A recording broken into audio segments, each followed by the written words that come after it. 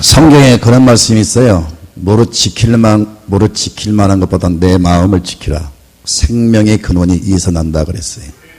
건강 지키고 돈을 지키고 가족의 행복을 지키고 다 중요하지만 이 마음을 지키는 게 중요합니다.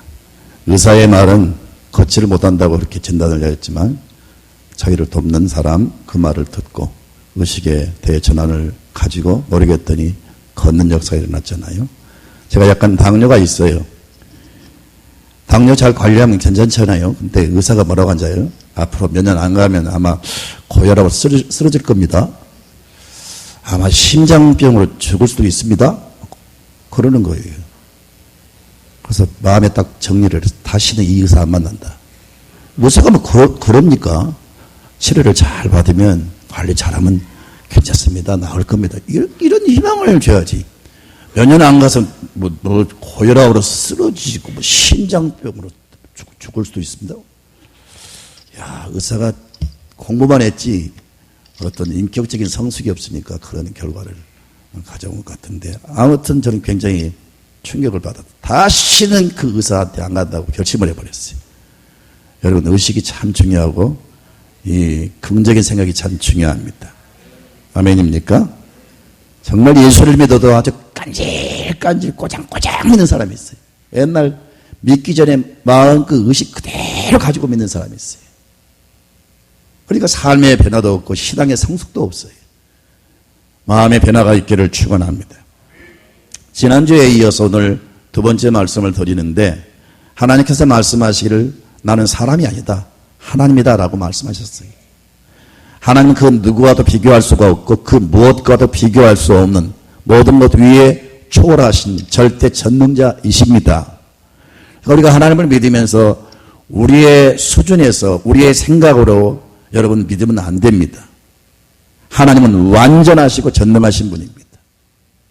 그래서 절대로 하나님을 여러분 머릿속에 가두지 마시고 여러분의 얄팍한 지식과 생각으로 믿지 마시고 하나님이 그렇다라고 말씀하시, 그게 진리고 그것이 법이에요. 그래서 절대 순종이 있을 뿐입니다.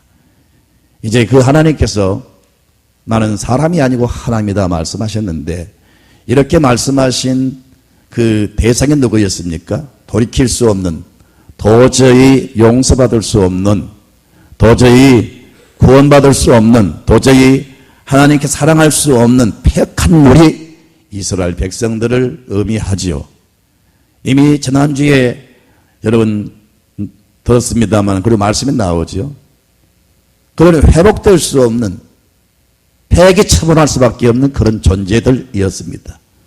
정치적으로, 영적으로, 여러분 환경적으로 모든 면에 치유할 수가 없었습니다. 완전히 혼합주의, 여러분 우상숭배에 빠져버리고, 그리고 여러분 동족 간에 서로 물고 뜯고 싸우고, 그리고 하나님을 믿는 백성들이 하나님을 믿는 게 아니고 이방을 의지합니다. 아수르를 의지하고 애굽을 의지하고, 그러니까 하나님이 의지했던 애굽을 붙여버리고 의지했던 아수르를 붙여가지고 오히려 속국이 되게 만들고, 아니 나라가 망하게 하시고 포로로 끌려가게 만들어버렸어요. 성경은 말씀합니다. 사람을 의지하면 올무에 걸린다. 그러나 하나님을 의지하면 하나님이 우리의 모든 삶을 지켜주실 줄 믿습니다. 절대 하나님 아닌 다른 어떤 존재를 여러분 의지하지 마세요. 도울 힘이 없는 방백도 의지하지 말라. 호흡이 끊어지면 모든 것이 다 끝나는 거예요. 박정희 대통령 믿고 무엇하다가 그 쓰러지기 다 끝나버린 사업도 많이 봤고요. 전두환 대통령을 의지하고 뭐 사업하다가 정권이 무너지니까 동시에 모든 게 다 무너진 그런 기업도 저는 많이 봤습니다. 그 어떤 것도 의지하지 마세요. 오직 의지할 분은 하나님이신 것을 믿으시기 바랍니다. 우리는 무슨 물건을 쓰다가 버립니다. 쉽게 버리죠.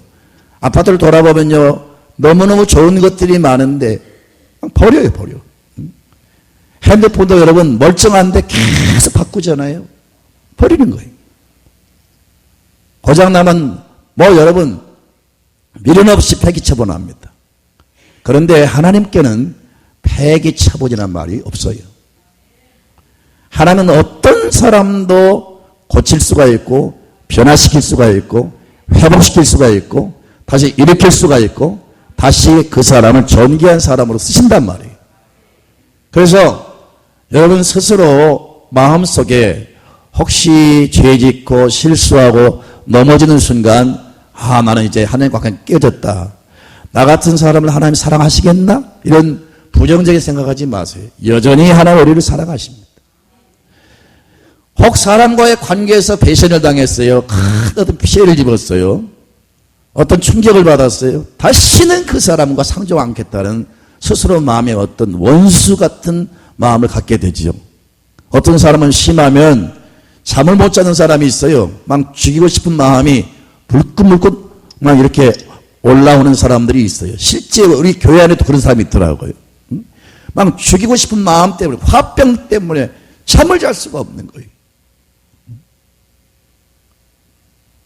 여러분, 하나님은 어떤 사람도 그 행위는, 그 저지른 범죄는 하나님이 분노하고 멸망시킬 수도 있지만 하나님은 절대 버리지를 않아요. 어떤 경우에도 하나님은 다시 환경을 움직이시고 사람을 붙이시고 심지어 어떤 사건을 터뜨리고 심지어 어떤 올무속에 집어넣어서라도 반드시 다시 부르시고 회복시키신 하나님이세요. 하나님은 상한 갈대를 꺾지 않으시고 꺼져가는 심지를 끄지 않으신다고 말씀하셨습니다. 그러므로 여러분 실수하고 넘어져도 절대 하나님 등 돌리지 마시고요. 하나님 내 모습이 들어왔습니다. 주여 저를 변화시켜 주시고 저를 용서하시고 저를 다시 회복시켜 주시옵소서. 이렇게 기도하면서 다시 일어서는 여러분 되시기를 주님의 이름으로 축원드립니다. 지난주에 하나님의 사랑을 6가지로 말씀을 드렸어요. 하나님의 사랑은 주권적인 사랑, 두 번째는 구원적인 사랑, 양육의 사랑, 사랑의 줄로 우리를 이끌어 주시는 사랑, 다섯 번째는 멍에를 벗겨주시는 사랑, 그리고 우리 삶 속에 모든 일용할 양식을 공급하시는, 모든 걸 베풀어 주시는 사랑, 이것이 지난주에 말씀드린 하나님의 사랑입니다. 오늘은 하나님의 사랑을 어떻게 설명하고 있습니까? 하나님의 사랑은 첫째로 내가 너를 놓을 수가 없다. 하나님은 우리를 딱 권능의 팔로 딱 붙들고 계세요. 이 손이 나를 붙들어 주시기 때문에 넘어져도 일어날 수가 있고, 이 손이 나를 붙들어 주기 때문에 우리는 그 손을 의지하고 살아가면 우리가 안전하게 보호와 인도를 받을 수가 있고, 그 손이 우리를 붙들어 주시기 때문에 이 믿음을 가지고 나가는 사람들은 하는 일도 잘 될 줄로 믿습니다. 여러분, 이사야 41장 10절에 나의 의로운 오른손으로 너를 도와주리라, 너를 붙들어 주리라 말씀하셨어요. 오늘 본문을 좀 보시겠습니까? 8절을 좀 보세요. 8절 시작. 에브라임이여 내가 어찌 너를 놓겠느냐.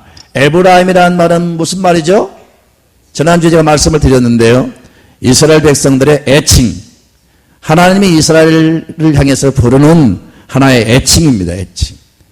우리 자녀들이 귀여울 때 아이고 내 강아지 그렇게 부르듯이 하나님이 사랑의 마음으로 그들을 향한 어떤 애칭으로 불렀단 말이에요. 이 배역한 이스라엘 백성들을 내가 어찌 너를 놓겠느냐. 하나님 놓지 않겠다는 겁니다. 아멘입니까? 그래서 우리는 하나님의 손에 있기 때문에 아무리 패간 백성이라도 하나님의 손에 붙들림 받았기 때문에 그 누구도 대적할 수가 없을 줄로 믿습니다. 요한복음 10장 29절을 좀 볼까요? 한번 같이 읽습니다. 그들을 주신 내 아버지는 만물보다 크심에 아무도 아버지 손에서 빼앗을 수 없느니라. 하나님의 강한 팔이 붙들어 주십니다.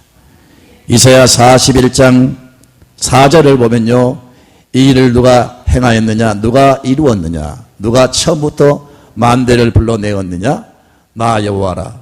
처음에도 나요, 나중에 있을 자에게도 내가 곧 크니라. 예, 할렐루야. 하나님의 손은 절대 우리를 놓지 않으신다. 6.25 사변 이후에 피난 올 때 아이들이 부모 손을 붙잡고 오다가 손을 놔버려가지고 그만 고아가 된 경우도 많았어요. 다정하게 손잡던 그 연인과의 관계도 깨어져가지고 상처 입은 사람도 많아요. 어떤 권력자와 손을 잡고 이러다가 망한 사람도 많아요. 그러나 하나님의 손은 절대로 우리를 놓지 않을 겁니다. 아멘이십니까? 이 영원히 놓치지 않는 하나님의 사랑의 손길로 우리를 붙들고 계세요. 두 번째는 하나님 우리를 버리지 않는다고 말씀하고 있습니다.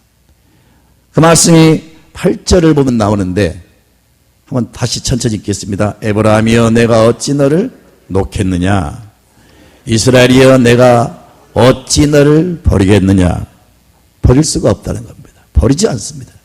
내가 너를 떠나지 않을 것이며 내가 너를 버리지 않겠다. 수없이 하나님이 우리에게 약속을 주셨습니다. 때로는요 하나님께서 그들을 버린 것처럼 느껴지죠. 예컨대 아까 말씀드린 대로 애굽의 침략을 받아서 끌려갈 때, 또 아수르한테 침략을 받아서 끌려갈 때, 바벨론의 침략을 받아서 끌려갈 때, 이렇게 거듭거듭 그들이 포로로 끌려갑니다. 완전히 나라가 망하고 끝장난 것처럼 보이죠. 하나님의 백성들이 버림받았다고 느껴지죠. 절대 그게 아닙니다. 하나님은 여러분 그렇게 해서라도 그들을 돌이키게 만들고 그들을 다시 하나님은 구원시켜서 다시 회복시키려고 하는 그런 계획이 있는 거예요. 멸망을 시키려고 그들 완전히 진멸을 시키려고 그렇게 한 게 아니고, 그런 어떤 주변에 강대한 나라를 들어서 회초리를 이렇게 가지고 애들을 때리듯이, 자녀 교육을 시킬 때 매를 가지고 때리듯이 하나님이 그런 나라들을 통해서 일종의 매의 역할을 하게 해가지고 정신을 바짝 차리게 만들고, 실제 그래요. 배부르고 등 따뜻하면 하나님 등집니다. 이스라엘 백성들이 부유해지고 나라가 강해지고 태평성 되면 다 하나님을 쳐버렸어요. 인간성이 그런 것 같아요. 가난하고 어려울 때는 눈물이 있고 간절함이 있고 기도가 있는데, 좀 뭐가 잘 되면 사람들은 금방 변질이 돼가지고 하나님을 멀리. 성도도 가만히 보면요, 시험이 올 때는 막 교회도 열심히 찾고 주야주야 하는데 좀 뭐가 풀리면 금방 또 하나님 등지고 자기 마음대로 사는 사람들이 많아요. 그래서 이 굳어버리고 이 패역한 이 배신자들, 그냥 선지자를 보내서 말씀을 선포하고 이런 방법 저런 방법을 통해서 돌아오기를 그렇게 학수고대 기다리지만, 그럴수록 그들은 곁길로 가는 겁니다. 그러니까 강한 어떤 매를 들어서 그들을 때리게 만든 거예요. 그렇게 해서 정신을 차리게 하고 회개케 해서 다시 돌이키고 구원시키려고 하는 하나님의 의도 가운데 그렇게 하신 겁니다. 버린 게 아니에요. 하나님 버리지 않는다는 겁니다. 절대 여러분, 하나님은 여러분 버리지 않을 겁니다. 이것이 하나님의 사랑입니다. 성경을 보면요, 하나님께서 부모는 너를 버렸을지라도 나는 너희를 버리지 않는다 그랬어요. 한국이 참 이제 살만합니다. 뭐 세계 경제 12, 13 이렇게 이야기하잖아요. 오히려 이전에는 우리가요, 영국보다 불란스보다 더 잘 사는 것 같아요. 삶의 수준은요. 영국은요, 자동차에서 하나도 없어요. 하나 있는데 팔았죠. 그게 무슨 회사입니까? 마지막 팔린 게. 이럴 때 손상기 집사님도 물어보면 알아요. 마지막 팔린 자동차 회사가 뭐지? 네? 롤스로이스. 예. 그 차가 좋은 차잖아요. 그 회사가 마지막 팔렸어요. 근데 한국은 지금 몇 개입니까? 자동차 회사가요. 5개나 되잖아요. 어제 방송 보니까 앞으로 3, 4년 후에 우리가 일본보다 앞서갑니다. 얼마나 정확성이 있는지 모르지만, 여러분, 우리의 그 생활 수준이, 우리의 수입이 일본을 능가한다고 제가 방송을 봤어요. 결코 뻥이 아닐 줄로 믿습니다. 자, 이렇게 성장하고 잘 사는 나라가 됐으니까 참 이 불명예스러운 이 문제가 뭡니까? 우리 애들을 지금도 가장 많이 외국으로 입양을 시켜요.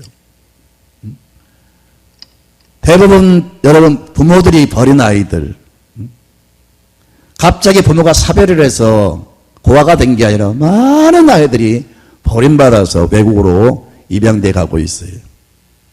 참 안타까운 일이죠. 부모는 너를 버렸을지라도 나 여호와는 너를 버리지 않는다 그랬어요. 여러분 애굽에서 이스라엘 백성들이 막 늘어나니까 바로 왕이 위기의식을 느끼고 이스라엘 백성들이 애를 낳으면 무조건 사내는 죽이잖아요. 왕이 명령을 내려서 진행한 일이기 때문에 누구도 거기에 항거하거나 불순종할 수 없습니다.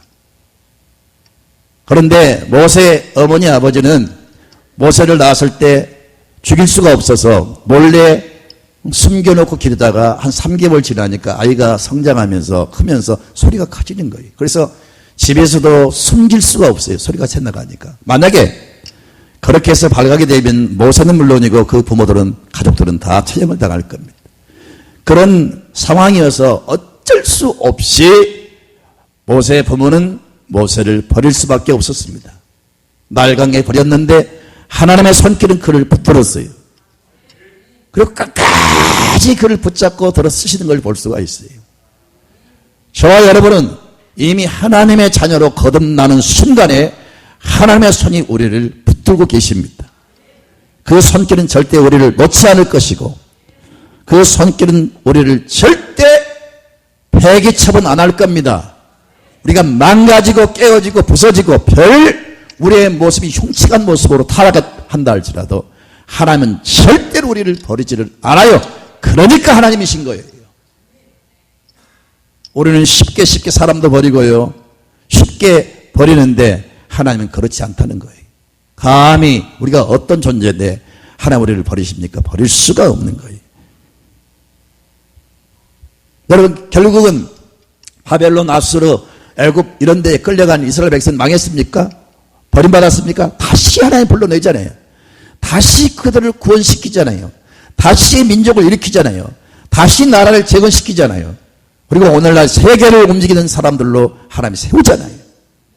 하나님의 손길은 버리지 않아요. 아예 하나님이 말씀하셨어요. 영원히 버리지 않겠다고 말씀했어요. 이 약속은 동일한 줄로 믿습니다. 여러분 안에 성령이 계십니다. 그 성령은 영원히 여러분과 함께 하실 겁니다. 보혜사가 되셔서 나를 도우시는 분이 되셔서 영원히 우리와 함께 하실 겁니다. 나홀로 있을 때 혹은 여러분 힘들 때 어려울 때 어떤 사고를 당하여 병상에 누워있을 때 혹은 여러분 사업이 어려워졌을 때 나는 혼자다라고 생각하지 마세요. 하나님은 여러분과 함께 하십니다. 이것이 하나님의 사랑이에요. 세 번째는 내가 너를 멸망시킬 수 없다라고 말씀하고 있어요.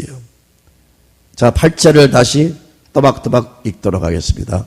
어찌 너를 버리겠느냐. 그 다음에 시작. 내가 어찌 너를 아드마같이 놓겠느냐. 어찌 너를 스보임같이 두겠느냐.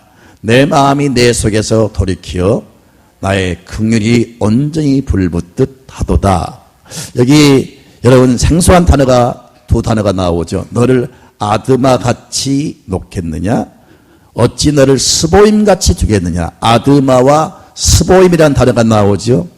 아드마는 향의 이름이 아니에요. 아로마 향이 아닙니다. 아드마 향이 아니고 아드마와 이 스보임은 그 롯 당시에 소돔과 고모라 성이 여러분 멸망당한 사건 아시죠? 그 지역이 그 사해바다 지역이거든요. 고고학자들에 의하면요, 그 소돔과 고모라 성이 하나님의 심판으로 완전히 사해버렸다.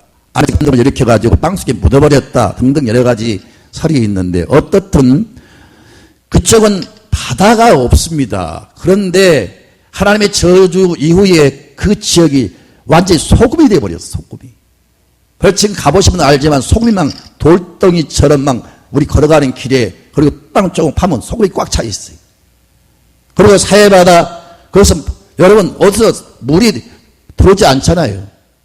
그런데 그게 바다가 돼가지고 그 여러분 염분이 얼마나 높습니까?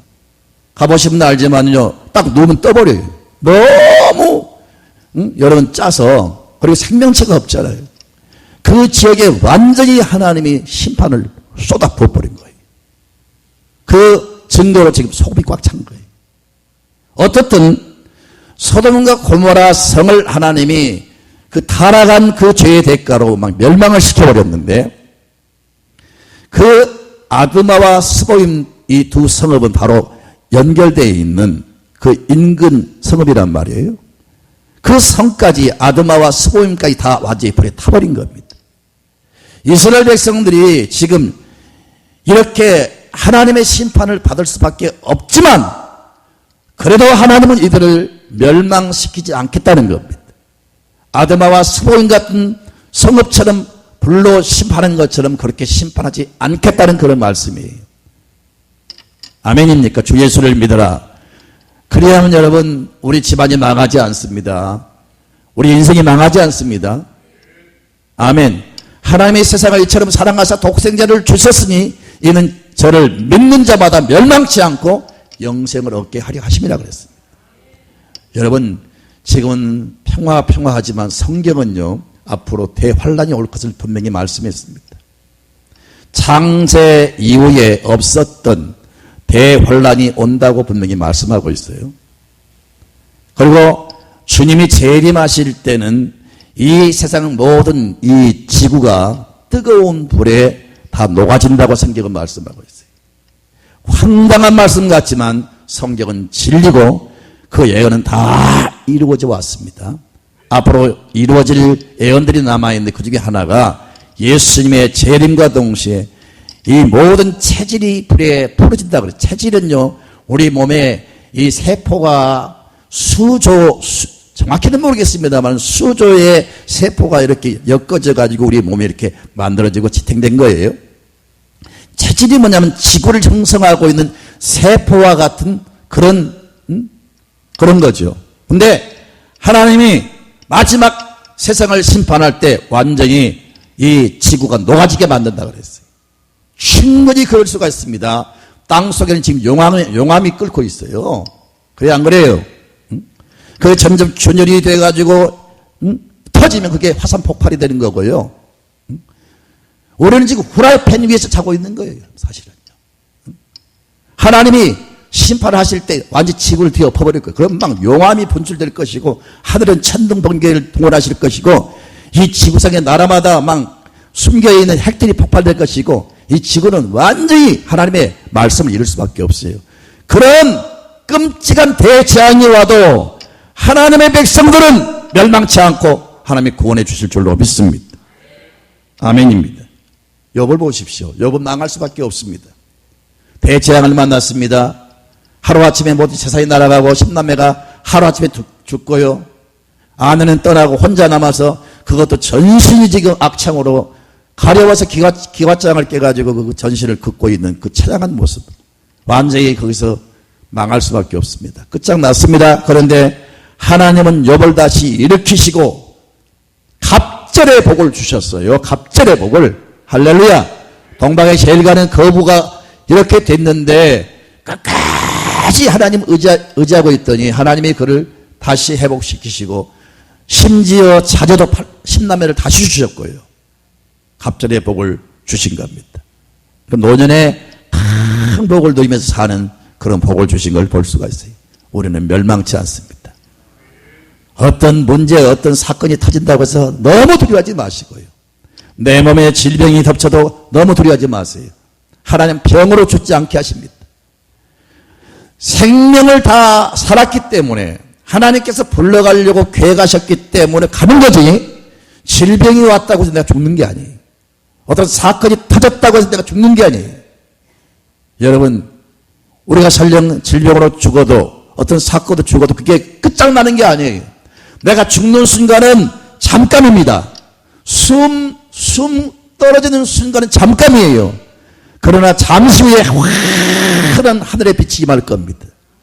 하나님이 파송한 천군 천사들이 여러분을 영접할 겁니다.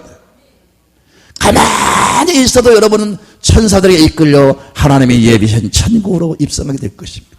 더 좋은 세계가 열립니다. 더 행복한 세계가 열립니다. 그러니 우리는 어떤 경우도 멸망하는 게 아니라 더 좋은 세계로 이사가는 겁니다. 성경은 그렇게 말씀하고 있어요. 하나님을 믿는다는 말씀도 믿으셔야 됩니다.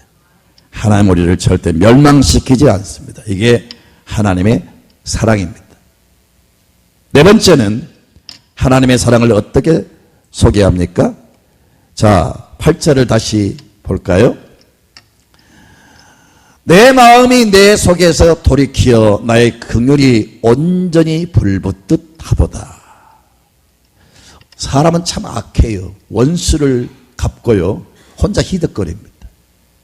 누구한테 피해를 입히고 지금 그 피해로, 내가 입힌 그 피해로, 내가 괴롭힌 그 괴롭힘으로 막 죽을 지경인데 그걸 보고 즐기는 사람이 있어요. 잘 됐던 자식 말이에요. 완전 망해버릴 자식아. 혼자 막 중얼거리면서 막 즐기는 사람이 있어요. 사람이 얼마나 악한지 모르겠어요. 때려놓고 아주 통쾌함을 느낀 사람이 있어요.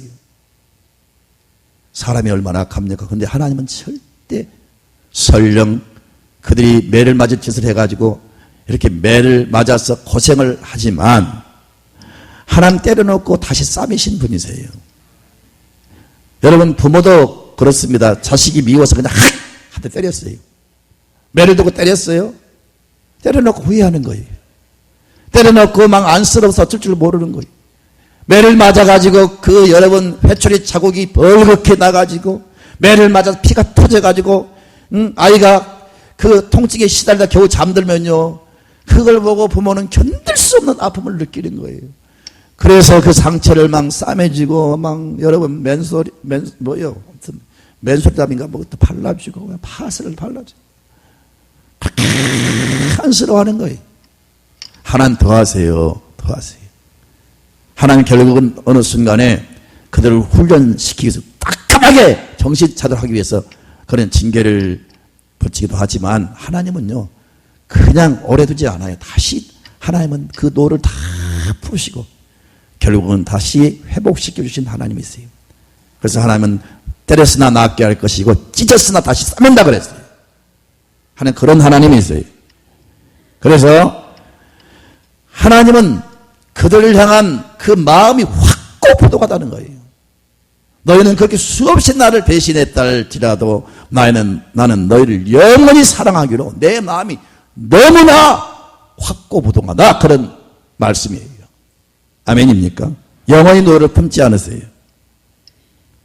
우리 교회에 어떤 권사님이 계셨는데 아들이 개망나니 또 이런 말씀 들으면 누굴까 설교는 안 듣고 계속 머릿속에 누구지, 그 권사님 누구지, 그런 생각을 하죠. 그렇게 생각하지 말고요, 우리 교회 지금 안 나오세요. 애가 개망난이에요. 철이 들어 장가도 갔는데 계속 어머니를 괴롭히는 거예요. 있는 돈 다 털어가고요, 어머니 몰래 담보 다 설정해서 돈 다 써버리고, 정말로 내가 봐도 형편없는 아들이에요. 너무너무 괴로우니까 언젠가 내가 들었어요. 너는 이제 이 세상에 내 어미는 없다고 생각을 해라, 그렇게 말하더라고요. 이 세상에 너의 어미는 없다고 생각을 하라는 거예요. 그렇게 속이 상하니 그런 말씀을 하셨겠죠. 그런데 그가 사고를 쳐가지고 교도소에 갔어요. 날마다 가는 건 날마다 찾아가는 거예요. 날마다. 사로는 내가 같이 동행을 해서 교도소 가서 그 아들을 만났어요. 보자마자 막 닭똥 같은 눈물을 뚝뚝뚝뚝뚝 떨어뜨리면서 아이고 내 자식아, 아이고 내 자식아, 편한 고프냐, 잠은 잘 자냐. 그게 어머니예요, 어머니. 어쩔 수가 없어요. 어쩔 수가 없어요. 한 번 택한 백성은 개망나니가 돼도 하나님은 어쩔 수 없이 사랑하십니다. 사람은 버리지만 하나님은 하나님이기 때문에, 사람이 아니기 때문에 영원히 사랑하는 마음이 확고부동하다는 거예요. 확고부동. 그게 하나님의 사랑이라고요. 그러니까 우리가 망할 수가 없고 우리가 멸망당할 수가 없는 거예요. 왜? 우리는 하나님의 사랑을 받고 있는 사람들이기 때문입니다. 이 사랑을 받은 사람은요, 이 하나님의 사랑을 깨달은 사람은 원수까지 사랑할 수가 있어요. 성경에 예수님께서 원수를 사랑하라 했는데, 아니 인간이 할 수도 없는 그런 원수를 사랑하라고 어떻게 명령하셨을까? 할 수도 없는 그 명령을 하실까요? 그러면 성경이 잘못된 거죠. 근데 사람의 사랑으로는 원수를 사랑할 수가 없습니다. 근데 하나님의 사랑을 내가 받으면, 하나님의 사랑을 내가 깨달으면 원수를 사랑할 수 있는 능력이 생겨요. 이게 하나님의 사랑이에요. 그래서 내가 하나님의 사랑으로 충만하면요, 미운 사람이 없어요. 미운 사람이 없다. 미워하려고 해도 미움이 없어요. 시어머니 미워한 사람들이 회개하셔야 돼요.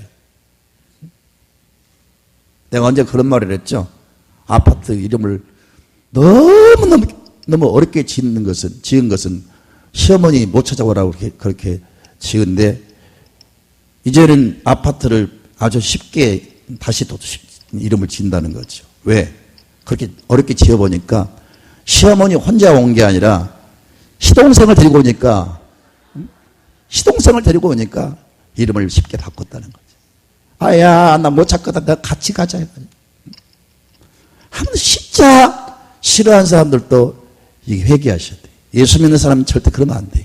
누구를 미워하고 누구를 두고, 이건 전혀 하나님 믿는 사람의 컨셉이 아닙니다. 원수까지 사랑할 수 있는 마음을 가져야 돼요. 사실상 이스라엘 백성들 하나님의 원수입니다. 그런데 나는 여전히 너를 사랑한다. 하나님의 사랑이, 이 사랑을 알았던 요셉이 자기를 죽이려고 우물 속에 집어넣었던, 그리고 자기를 또 노예로 팔았던 형제들, 요셉이 총리가 돼가지고 양식을 쥐고 그 중동 전 지역의 사람들이 양식을 파는 막강한 권력을 가지고 있을 때 형제들이 양식을 사러 왔잖아요. 그 형제들은 요셉이 지금 총리가 돼가지고, 자기들이 팔았던 요셉이 총리가 돼가지고 지금 앞에 있는 걸 보면서도 모르는 거예요. 근데 요셉은 알았어요. 형제들 다 알았어요. 그런데 참 어떻게 보면 형제지만 원수지요.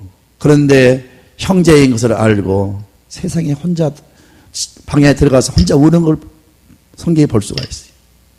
불쌍한 거예요. 불쌍한 거예요. 원수 같은 형제들이 왔는데 그 형제들이 막 이렇게 만나니까 너무 반갑고 너무 좋은 거예요. 총리 체면에 그들 앞에서 신문도 안 밝히고 막 울 수가 없으니까 혼자 방에 들어가서 우는 모습을 볼 수가 있어요. 요셉이 하나님의 사랑으로 충만하니 그런 여러분 모습이 나타난 줄 믿습니다.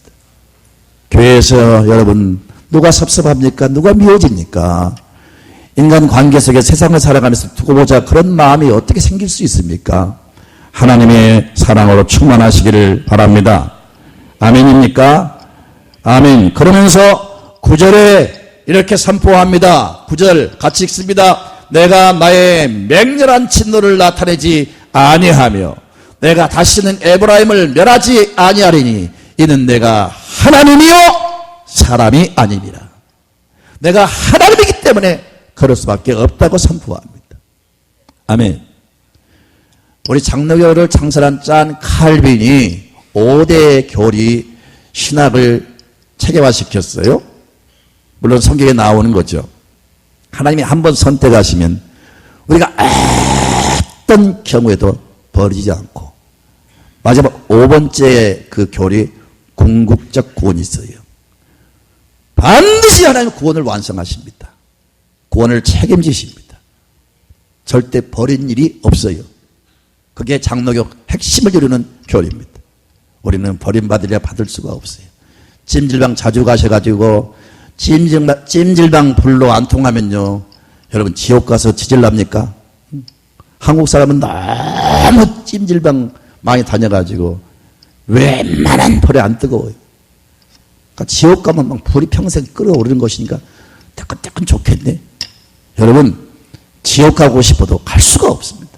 왜? 하나님의 사랑은요, 여러분 끝나지가 않고 변함이 없기 때문에, 우리는 그 사랑에 붙들려 있기 때문에 멸망당할 수가 없어요. 여러분 그 어떤 교수가 대학교 강의를 하면서 10만 원짜리 수표를 들고, 자 이건 10만 원짜리 수표입니다 그러면서 보는 데서 쫙 이렇게 찢었어요. 자, 이 돈 가지겠습니까? 그러니까 모두가 다 손을 들었어요. 이번에는 그 수표를 여러분 땅에다 이렇게 던지고 발로 막 밟았어요. 그래서 수표가 아주 지저분해졌습니다. 다시 그 수표를 들고, 자 여러분 이 수표 누가 가질 분 있습니까? 모두가 똑같이 다 손을 드는 거예요. 져주세요. 그 다음에는 이 교수가 이 수표를 꼬깃꼬깃 이렇게 해버렸어요. 그리고 다시 이 수표 가지고 눌러보세요. 전부 다 되는 거예요. 여러분, 그 수표가 찢기고 발에 밟혀서 더러워지고 꾸깃꾸깃 형편없이 이렇게 구겨져 있어도 여전히 그 수표는 10만 원짜리입니다. 아멘입니까? 가치가 조금도 안 변했어요. 무슨 말씀입니까? 우리는 예수님짜리 수표입니다. 하나님의 아들 예수 그리스도를 통해서 우리를 샀습니다. 그 예수의 죽으심과 그 고난과 그 피 흘림을 통해서 우리는 하나님의 소유가 됐습니다. 우리가 죄짓고 넘어지고 상처 입고 우리가 형편없는 모습으로 망가져서도 여전히 우리는 하나님의 거룩한 존재입니다. 우리의 가치가 여러분 소멸되지 않았어요. 여전히 하나님이 가장 귀히 여기는 존재입니다. 그래서 우리는 스스로 하나님께서 말씀하신 너는 행복자로다 그랬어요. 여러분 자신들이 그런 가치 있는 존재인 것을 인정하시고요. 나는 영원히 하나님의 사랑을 보장받는 최고의 가치 있는 존재다 라고 생각하시며 살아가시면 그렇게 의식하고 그렇게 여러분 살아가면 스스로 행복해질 줄로 믿습니다.